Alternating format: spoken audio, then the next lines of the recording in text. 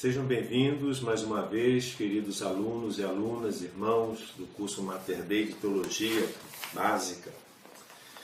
Nós hoje vamos dar o final desse primeiro módulo. Nós fizemos esse nono vídeo extra porque é muito assunto, é muita coisa. Então o nosso tempo é assaz curto, para não ficar também muito enfadonho, a gente pega as coisas principais dos assuntos, dos temas. Então nós vamos começar agora esse último vídeo, essa última aula do primeiro módulo, como sempre nós fazemos. Em nome do Pai, do Filho e do Espírito Santo. Amém. Senhor Deus, fazei de nós, vossos filhos, que buscamos conhecer mais os vossos ensinamentos, crescermos na nossa fé e no vosso conhecimento, para que possamos adorar-vos e amar-vos como vós mereceis. Por nosso Senhor Jesus Cristo, vosso Filho, na unidade do Espírito Santo. Amém. Em nome do Pai, do Filho e do Espírito Santo. Amém.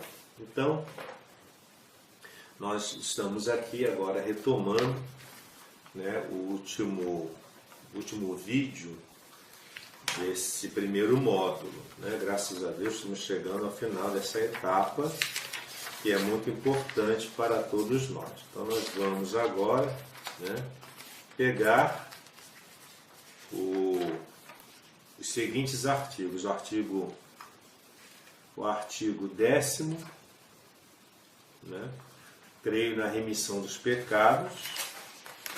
O artigo 11, na ressurreição da carne. E o 12, último, na vida eterna. Amém. Então, na última aula nós vimos o último artigo, a comunhão dos santos. E agora estamos pegando esse nono vídeo. Pois bem, o que é remissão dos pecados? Remissão quer dizer perdão. Creio no perdão dos pecados. Remissão quer dizer perdão.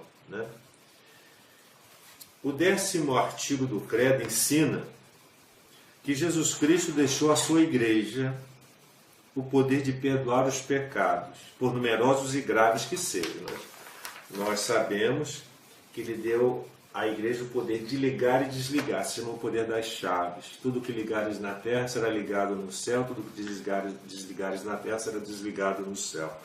E ele fez isso logo após a sua ressurreição. Naqueles 40 dias que ele ficou com os seus apóstolos, ele deu a eles o poder das chaves, e além de outras coisas mais, outros poderes, outras prerrogativas que nós vamos estudar no decorrer do nosso curso. Então, os que na igreja, vejam bem, exercem o poder de perdoar os pecados. Então, essa questão de remissão, perdão dos pecados, Jesus Cristo deu aos seus apóstolos o poder de perdoar os pecados.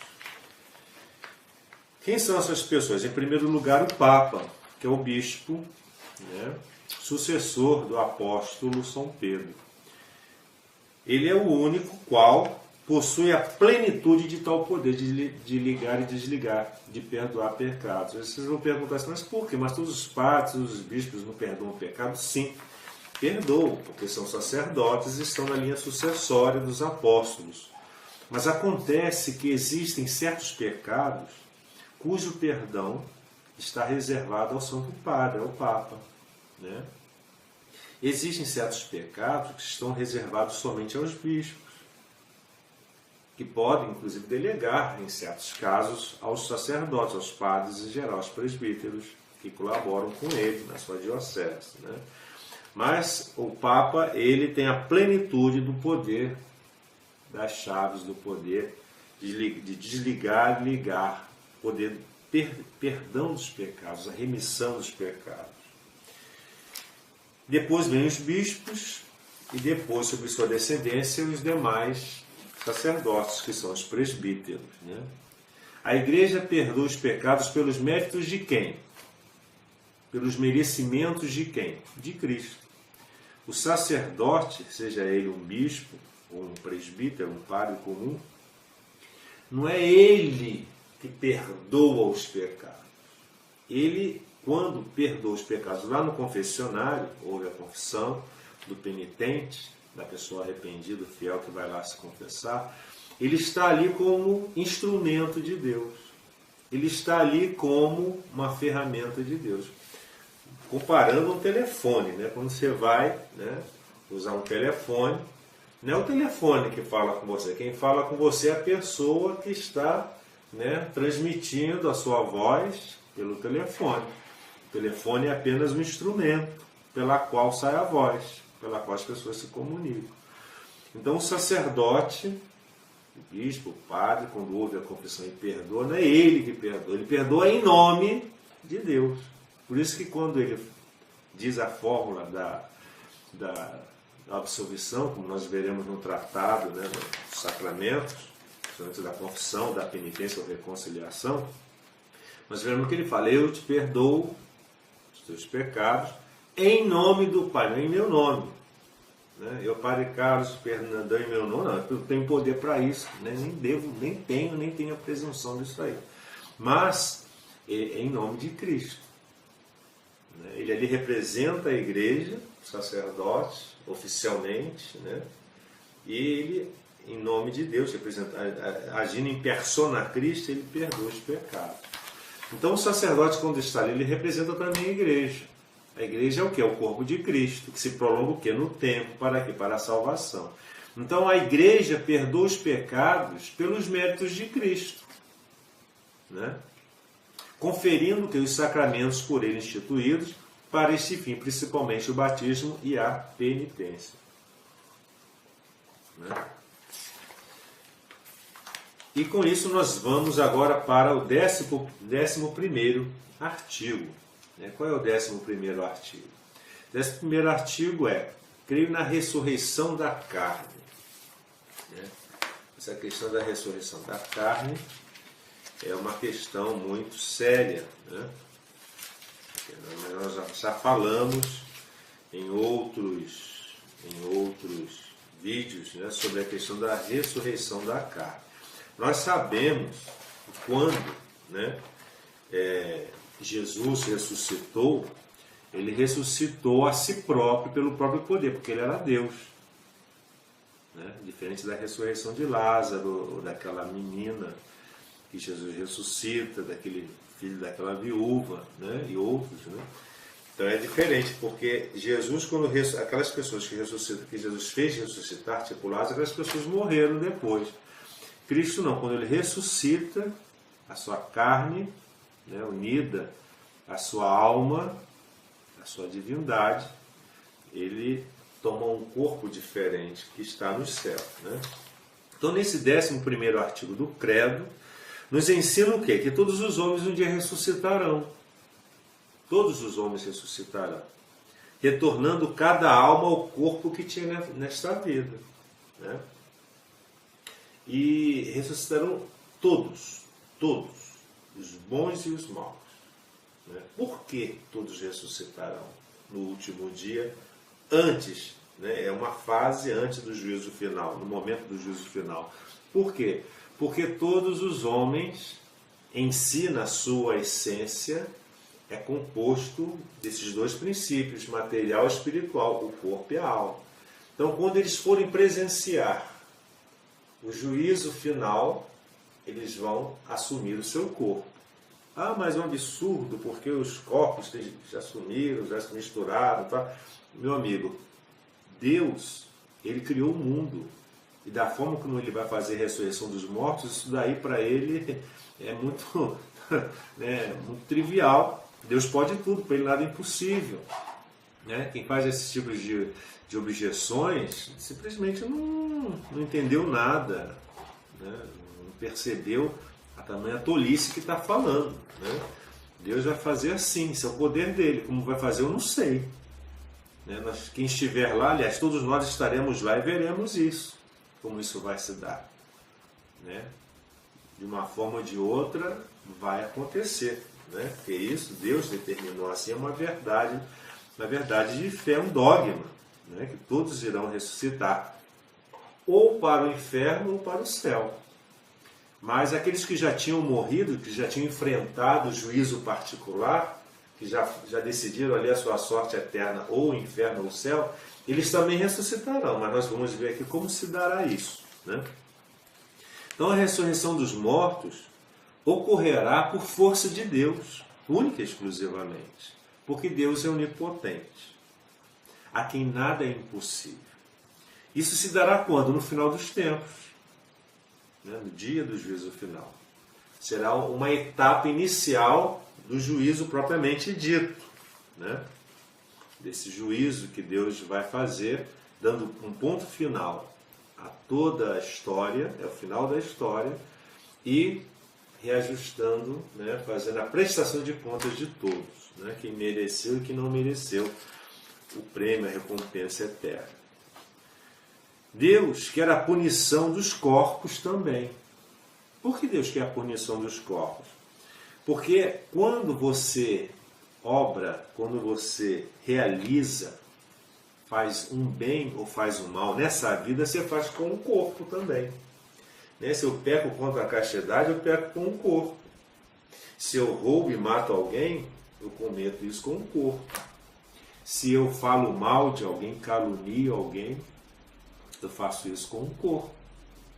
Mas se eu faço o bem, a caridade, o amor, eu faço com o meu corpo. Porque toda a ação da minha mente, da minha parte espiritual, se dá através do meu corpo. Então o corpo está intimamente unido à essência do homem.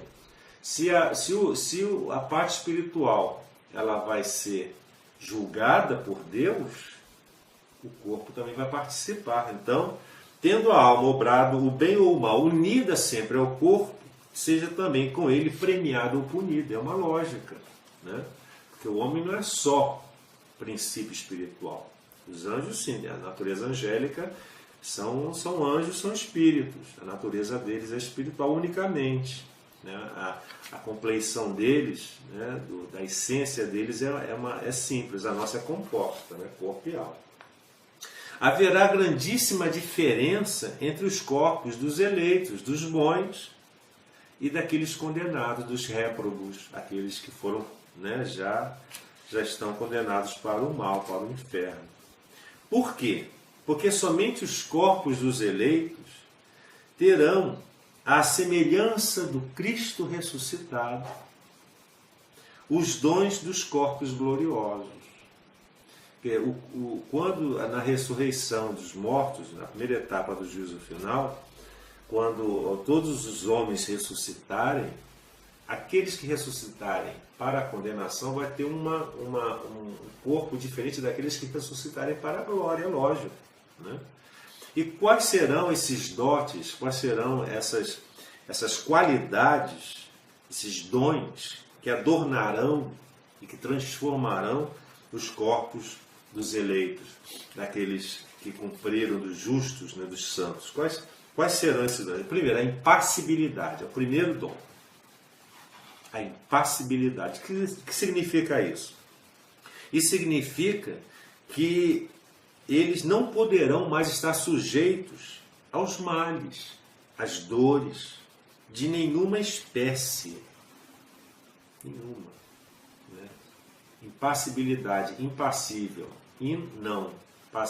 Passe o sofrimento. Não serão mais alvos, não serão mais vulneráveis a qualquer tipo, né, de sofrimento, de dor.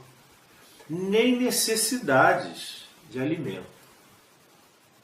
Nem de repouso, ou de qualquer outra coisa, de quaisquer outras coisas inerentes à natureza humana corrompida.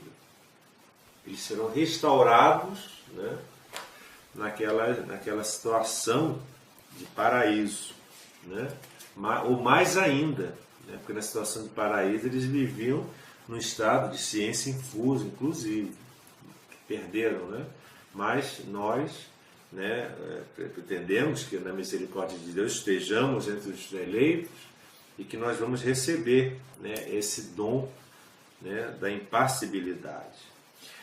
O segundo é que a gente chama de claridade ou brilho. Né? Eu, por exemplo, estou sendo iluminado aqui por essa luz. né, esse brilho que eu estou tendo no rosto não parte de mim. Parte de quem? Daquela luz que incide seus raios em mim. Né? Então essas almas dos justos terão essa segunda qualidade, segundo a claridade, o brilho, pela qual resplandecerão, né, como o sol e as estrelas diante de Deus. Né? A luz de Deus. Lumen Gloria, a luz da glória. É a visão de Deus que ilumina, nesse sentido, é o brilho.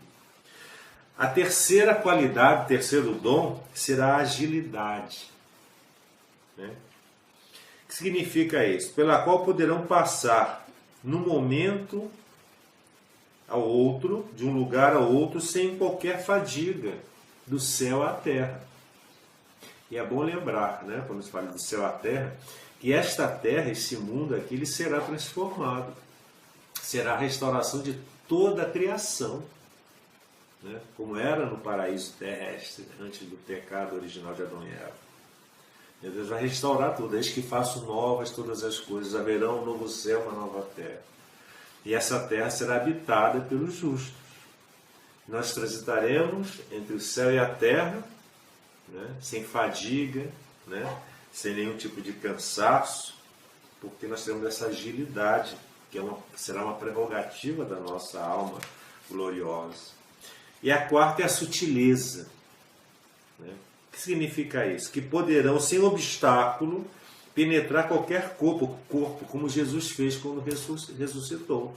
Quando Jesus aparecia aos seus apóstolos encerrados no cenáculo, quando ele atravessava, né, ele entrava naquele ambiente com as portas fechadas, ele atravessava as paredes. Né?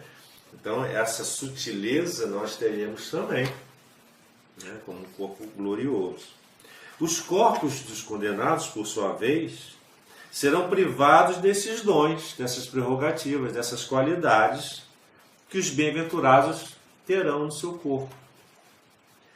E portarão a horrível marca da eterna reprovação, da condenação, infelizmente. Infelizmente, isso vai acontecer com os réprobos, né? Então, vejam bem, nós temos que ver isso, entender bem essa questão da ressurreição da carne. Né? Porque quando a gente fala em ressurreição da carne, significa natureza humana. Né? Não é que um bife vai sair andando, não é isso. Né? A gente fala em carne pensando num bife, não é nada disso. Mas a carne, quando se fala, nós somos... É uma linguagem semítica, uma expressão semítica traduzida para o latim, depois agora para o português, nossa língua vernácula, quer dizer, é uma expressão que significa ressurreição do ser humano, do homem. Né? Essa expressão nós usamos. Cristo se encarnou, se fez o que? Carne, se fez homem. Né? E pela morte nós sabemos, né, que é a separação da alma do corpo. Agora, a ressurreição, Deus restituirá, a ressurreição dos mortos, Deus restituirá a vida incorruptível.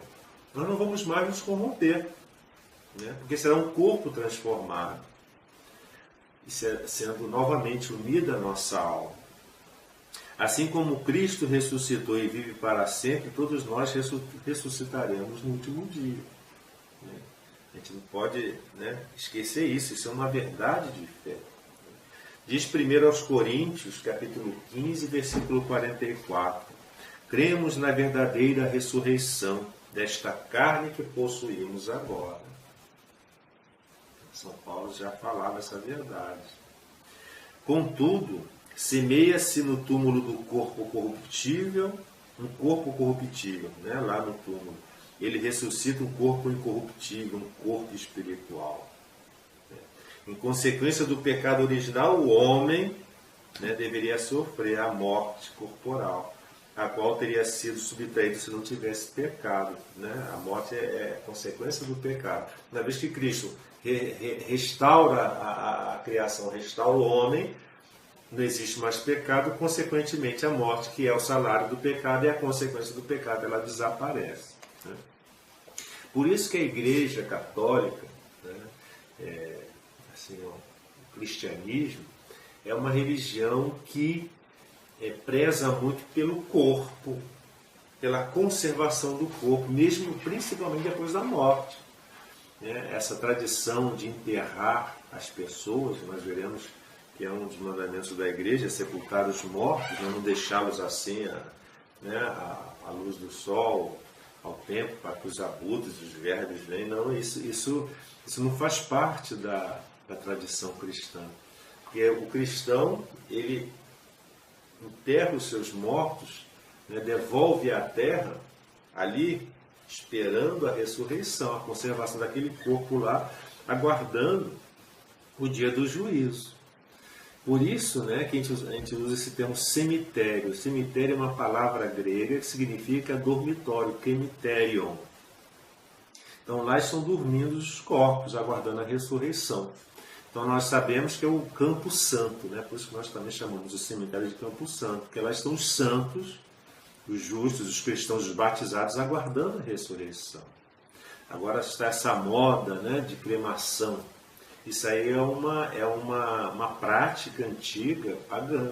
Porque para o ateu, para o pagão que não acredita em Deus, o que vale é esse mundo aqui. É o carpe diem. Carpe diem. Vamos aproveitar o dia. Comamos e bebamos, que amanhã morreremos, o mundo acabou, não existe alma, não existe imortalidade da alma. Vamos aproveitar o máximo aqui. Que o importante é ser feliz. É a frase que o diabo mais gosta. Vamos aproveitar. E depois que a gente morre, vai para a terra, crema, pega meu corpo, pulveriza aí na natureza, uma espécie assim de esoterismo, como se o corpo fizesse parte da natureza, por aí acabou, volta, nada disso. Nós cristãos não temos essa prática não, nossa prática é pegar o corpo, enterrá-lo no cemitério, onde lá está aguardando a vinda de Cristo pela segunda vez, o dia da ressurreição, a conservação dos restos mortais, na medida do possível. O ideal seria que todos fossem conservados no cemitério lá, sem que houvesse perca dos restos mortais, aguardando a ressurreição. E isso aí é importante para todos nós. Não podemos, isso é uma prática, uma praxis, é uma tradição cristã. E agora nós vamos para o último artigo do Credo. Creio na vida eterna. Então, essa questão agora da vida eterna, ela vai falar justamente sobre a questão do juízo particular, da purificação no purgatório e a questão do inferno. Os juízos são os novíssimos. Só que nós vamos estudar isso num módulo lá na frente. Eu não quero aqui, nesse momento, nessa última aula, desse módulo, aprofundar aqui. Eu não quero, porque nós vamos ver isso detalhadamente lá na frente. Então, senão vai ficar uma coisa muito repetitiva.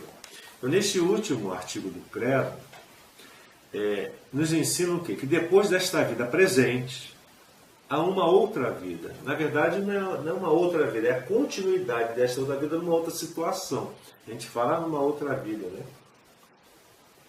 Na verdade, é a mesma vida, que aquela lá depende dessa, O que existe entre elas, entre uma vida e a continuação, o que existe é a morte. A morte é uma passagem, A gente passa dessa situação, dessa condição de vida para outra.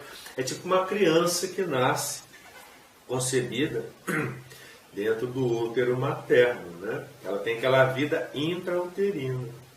No dia que ela vem à luz, que a gente chama de nascimento, porque na verdade ela já nasceu lá atrás, no momento da concepção, da fecundação, no seio da sua mãe, ela já nasceu ali.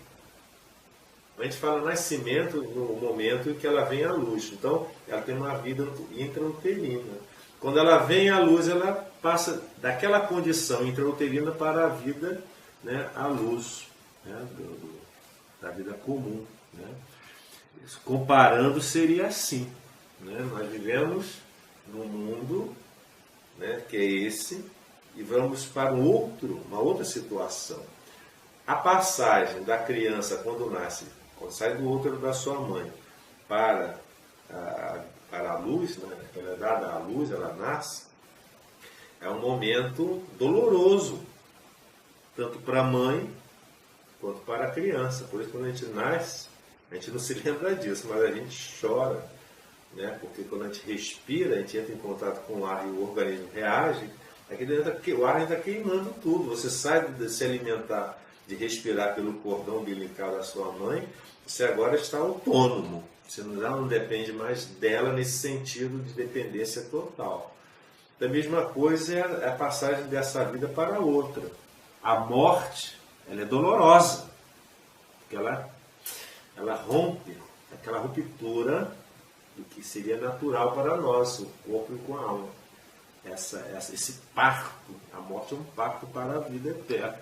Então, que esse parto seja para a eternidade feliz, né? Nós temos que trabalhar nesta vida para que possamos merecer a vida com Deus, né?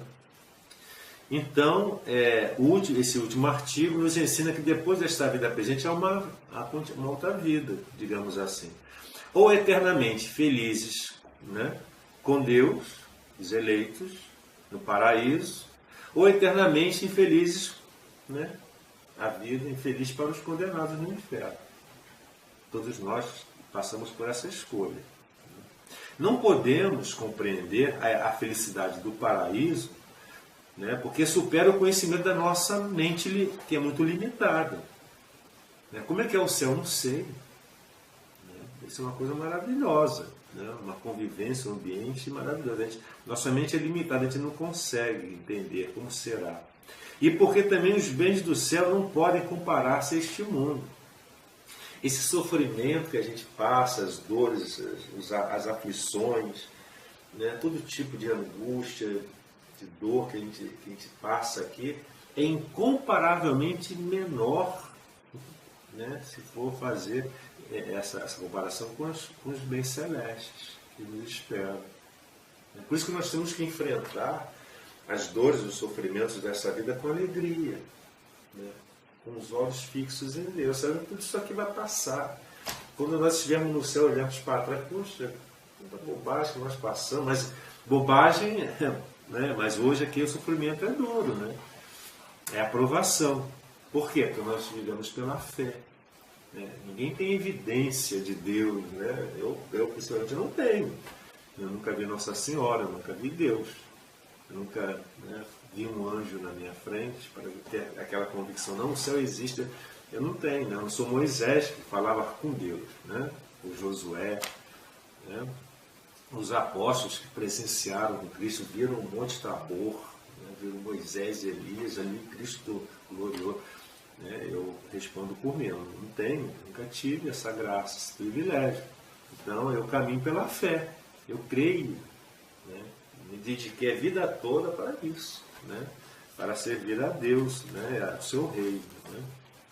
Então, os bens do paraíso e os males do inferno agora são somente para as almas, porque só elas estão agora no paraíso ou no inferno. Nesse momento, antes do juízo final, ou seja, até o momento do juízo final, aquelas pessoas que já morrerão até o juízo final, elas já morreram, que já foram julgadas no juízo particular, essas pessoas já estão, né, com a sua sentença prolatada, digamos assim. Elas já precisam enfrentar o juízo. Uns já estão, as almas já estão com Deus e as outras almas já estão em situação de privação da visão de Deus, né, após o seu juízo particular. Aqui está, né, o ensinamento, né, que diz o seguinte: a morte põe fim à vida do homem, como tempo aberto ao acolhimento ou à recusa da graça divina manifestada em Cristo. O Novo Testamento fala do juízo principalmente na perspectiva do encontro final com Cristo, na segunda vinda deste. Mas, repetidas vezes, afirma também a retribuição imediata depois da morte, de cada um em função de suas obras e da sua fé. A parábola do pobre Lázaro, né? Aquele do rico e Lázaro, e a palavra de Cristo na cruz ao bom ladrão, né, quando ele fala, né, Senhor, quando o bom ladrão, na tradição de Dimas, né, fala para Jesus, Senhor, quando estiveres, então lembra-te de mim quando chegares ao teu reino. Aí Cristo fala para ele, ali na cruz, no momento da redenção, ele fala, né, ainda hoje estarás comigo no paraíso. Jesus não falou para ele, olha, você vai ter que morrer, vai aguardar um tempo, né, vai ficar lá dormindo, adormecido não sei aonde, segundo teorias protestantes, assim tal, ou vai reencarnando, segundo os espíritas, né, até eu voltar, né, aí você vai estar comigo no paraíso. Não, Jesus não falou nada disso. Não existe reencarnação, não existe dormência de espírito, não existe nada disso. Existe juízo imediato. Ainda hoje estarás comigo no paraíso. Né? A misericórdia de Jesus ali, né, mostrando, foi uma coisa assim, excepcional, uma coisa muito bonita. Né? Os que morrem na graça e na amizade de Deus, mas não estão totalmente purificados, embora seguros da sua salvação eterna, passam depois da sua morte por uma purificação, a fim de obterem a santidade necessária para entrar na alegria de Deus. É o purgatório, que também vamos estudar isso. O juízo universal, ele vai dar 3 destinos para o homem. Na verdade, são dois destinos. Só que um destino, ele pode ser imediatamente ir para o céu para conviver com Deus, sem o corpo, porque o corpo será ressuscitado no final dos tempos, ou será, né, irá para Deus no céu, mas antes passará por um momento de purgação, né, de limpeza da alma, dos resíduos do pecado, para poder ver a Deus, que é o que nós chamamos de purgatório, que é uma verdade de fé. E a outra, né, opção, ou a outra alternativa é a pessoa que já nessa vida decidiu, já se condenou, porque Deus não é que Deus o condena, é a pessoa que se condena, né? Deus apenas chancela a vontade da pessoa. Ele apenas homologa aquilo que a pessoa decidiu, a sua escolha. Eu não quero saber de Deus, eu não creio em Deus, Jesus Cristo não é Deus, eu odeio Jesus, eu odeio a igreja. Né? Tem uns que até já cultuam um demônio, né, se antecedendo ao inferno. Enfim, essas duas alternativas, ou o céu ou o inferno. Né? Os bens do paraíso e os males do inferno agora são somente para as almas, como eu expliquei, que estão nesse, até que já morreram, já estão... já tem a sua sorte, né, decidida.